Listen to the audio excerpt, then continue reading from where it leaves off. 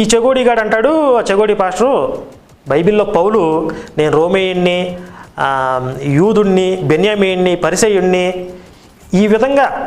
ఎవరి దగ్గరికి వెళ్తే వాళ్ళ యాషం వేసుకెళ్ళి నేను మీ మనిషిని అని చెప్పుకుని వాళ్ళని మతమార్పిడి చేసినట్లుగానే పౌల్ని ఫాలో అవుతూ మన ధనుంజయ శాస్త్రి కూడా హిందువుల దగ్గరికి వెళ్ళి నేను బ్రాహ్మణ్ణి, క్రైస్తవుల దగ్గరికి వెళ్ళి నేను అది ఇది, ముస్లిమ్స్ దగ్గరికి వెళ్తే మరి ఏం చెప్పుకుంటాడో, ఈ విధంగా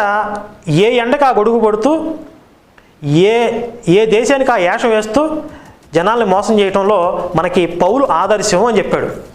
దీనికి నేను చాలా అప్రిషియేట్ చేస్తున్నాను ఆ చెగోడి పాస్టర్ని, ఇంత బహిరంగంగా